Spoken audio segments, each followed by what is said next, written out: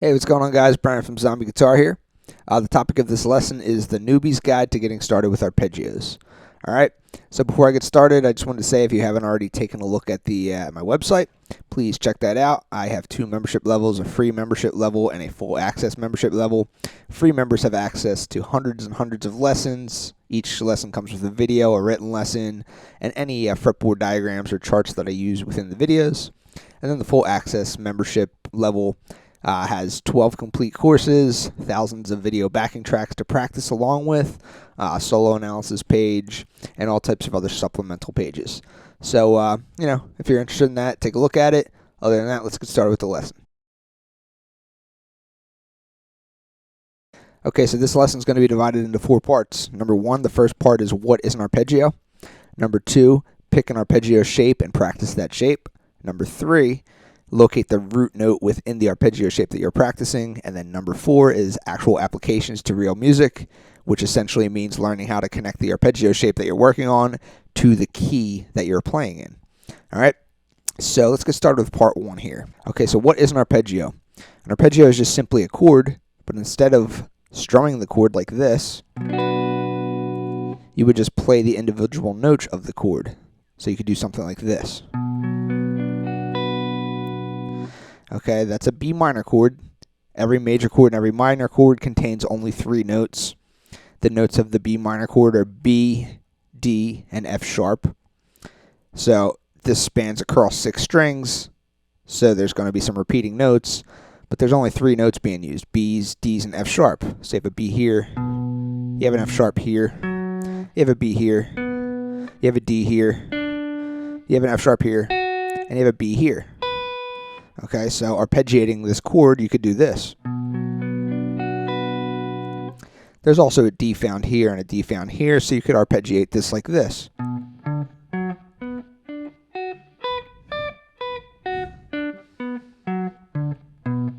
Okay, that's just simply arpeggiating the chord rather than just strumming the chord.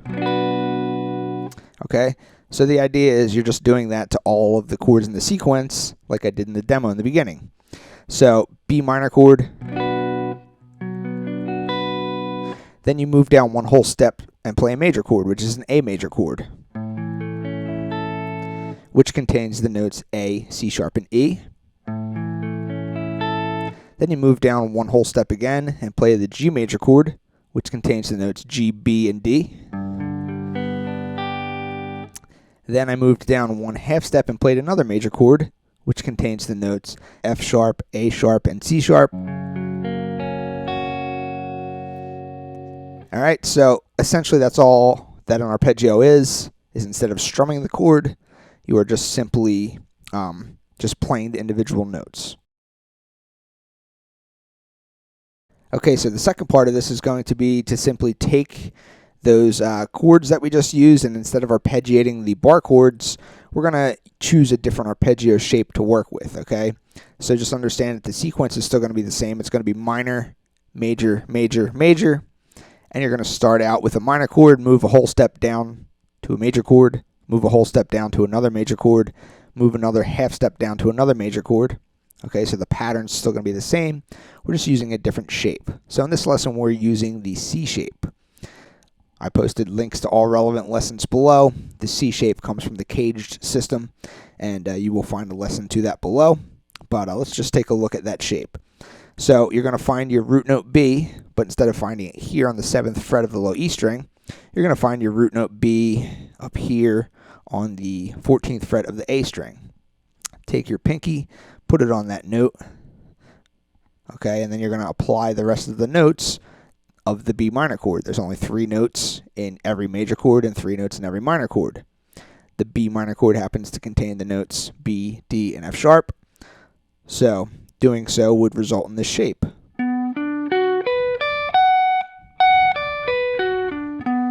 Okay, so you have a B, a D, F sharp, B, D, F sharp. All right, so that's your B minor arpeggio in that particular shape. You can play any minor chord using that shape. All you have to do is locate your root of the arpeggio with your pinky. So I just located the root note B, and then I applied that shape, and the result was the B minor arpeggio. All right, so the second chord of the sequence is an A major. So an A major is one whole step lower. So you already know where your B is, 14th fret. You move down one whole step to locate your note A, and then you play the A major arpeggio. Okay, so that arpeggio shape looks like this.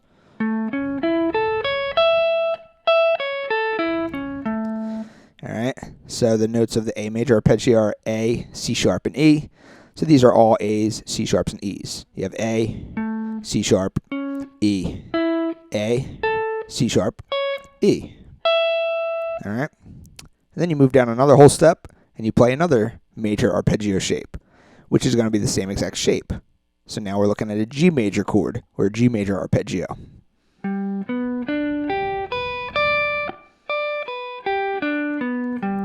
The notes of the G major chord are G, B, and D. So you have G, B, D, G, B, D. And then you move down one half step to keep it consistent with the progression that we're working on. And then you just play that same major arpeggio shape again because it's a major chord. So the chord we're looking at is the F sharp major chord, which contains the notes F sharp, A sharp, and C sharp. So F sharp, A sharp, C sharp, F sharp, A sharp, C sharp. Okay, so the same exact pattern.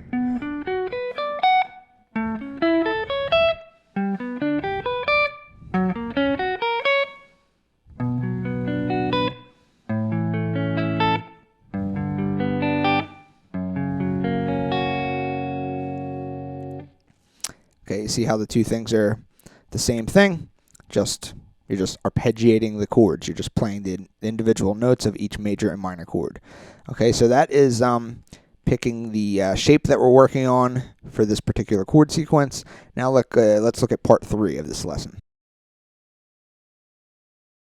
Okay, so the third part of this lesson is going to be develop an awareness of where the root note is within the arpeggio shape that you are practicing. So we're practicing the C arpeggio shape or the C minor arpeggio shape in this lesson. And therefore, no matter what major chord or no matter what minor chord you happen to play using the C arpeggio shape, the root notes are always going to be found in the same location. So starting out with the first one, which is a B minor arpeggio, you know your first root is found underneath your pinky right here, 14th fret. You also have another root note up here on the 12th fret of the B string.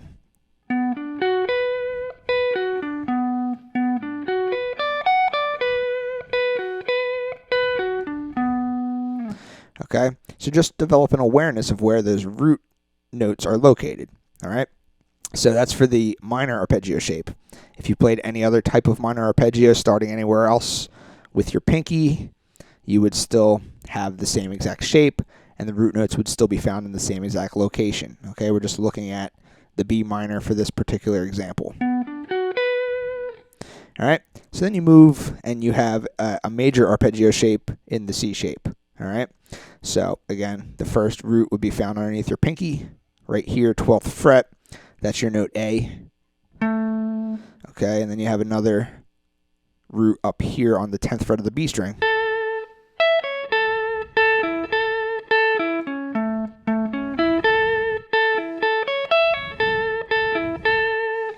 All right, so, and then all the rest of the chords in the sequence are all major using the same shape, so the root notes are going to be found in the exact same spots. All right, so the next chord in the sequence is a G major arpeggio using the same shape. So again, here's your root, and here's your root. Okay.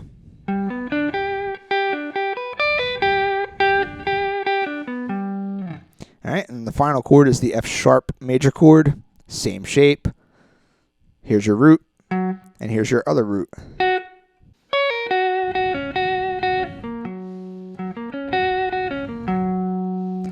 Okay, so develop that awareness. Ideally, you want to know where your roots, thirds, and fifths are, but at the very least, this is a newbie-based lesson for arpeggios. At the very least, just know where your roots are. Okay, so this fourth part here is, in my opinion, the most important part of the whole lesson, and it is to, learn to apply these arpeggios to actual music. So how do you do that? The way I always practice is I loop a chord sequence, either using a looper pedal, using some sort of backing track on YouTube, using one of the thousands of backing tracks that I have available on my website, using a computer program. No matter what you do, just loop a chord sequence. This one has 4 chords in it, and just practice playing the arpeggio over each chord, but also practice finding the in-key notes around each chord. So even if you don't know your scale patterns, you might not be super comfortable in various different areas of the fretboard, just use your ear. Your ear is always going to be the best guide. So if I'm on the first chord here, the B minor chord, I could just arpeggiate every single note. But you don't want to over-arpeggiate stuff, just like you don't want to overplay your scales. Just noodling around on your scales with no awareness of where the underlying chords are is just as bad, in my opinion, as just arpeggiating everything and not throwing in any other notes, okay? So, just use your ear to find the good-sounding notes.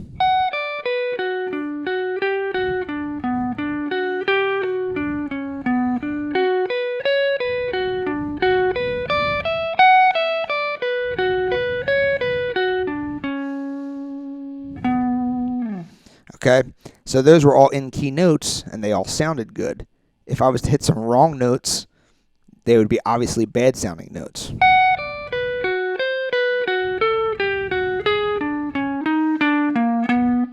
Okay, maybe some people might think that sounds good, but if you're playing it over a chord progression, which is in a key, which in this case we're in the key of B minor, those notes are going to become very apparent that they are not in-key notes. Okay, your ear will always let you know if the surrounding notes are in key or not in key. Okay, so this lesson isn't about learning specific scale patterns. It's just about learning the arpeggio shape, and then just finding the nearby notes, and then just getting used to where those notes are in reference to the arpeggio shape. Okay.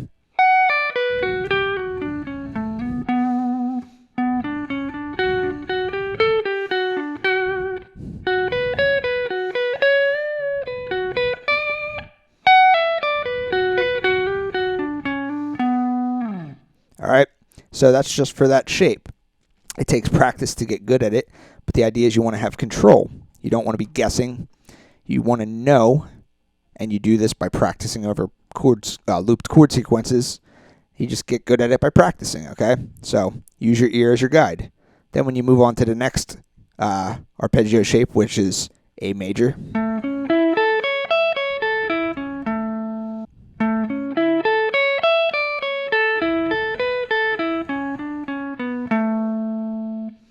all right, so you just get good at finding the nearby notes that sound good there. If you hit bad notes, it's going to be completely obvious to you that it's not the right notes, especially when you're playing along with a chord sequence as your rhythm section. All right, so then you move on to the next chord, which is the G major chord, and do the same thing.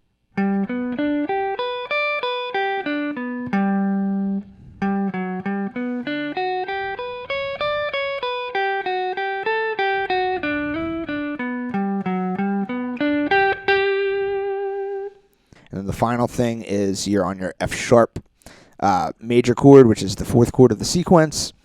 Now, this is a bit of an advanced topic, and I'm not going to get too deep into it, but within the key of B minor, the F sharp technically should be a minor chord to remain 100% diatonic to the key of B minor, but that is a common chord to make major, so in this case we made it major, but you can still use your ear to determine which are going to be the good sounding notes and which are going to be the bad sounding notes.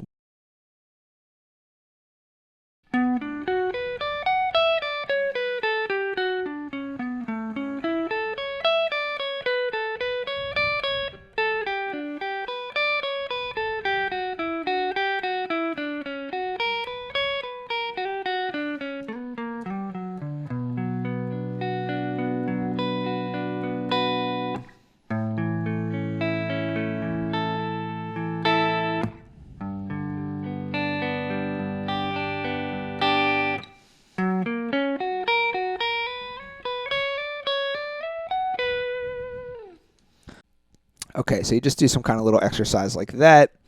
You just start out playing just the arpeggio shapes over the chord sequence that you're working on, and then you just kind of use your ear as your guide to let you add in some extra notes, and your ear will tell you if they are in key or not in key, all right? So that's the idea here. So I just wanted to make this lesson for newbies, newbies to arpeggios at least, who are intimidated by the whole idea of this thing. I know when I was younger, when I heard arpeggios, that sounded like something that was it just intimidated me for some reason. You know, I was playing scales, I knew what key I was in, and I knew how to solo using like the pentatonic scale and stuff like that. But then when I heard arpeggios, I thought, oh no, I could never do that. That's way too complicated. But then once I started, diving in and learning this stuff, I come to find that, it's no more complicated than scales. So if you're a scales only guy and you've never paid attention to the chords that you're soloing over, maybe get started by doing some sort of routine such as the one that I laid out here.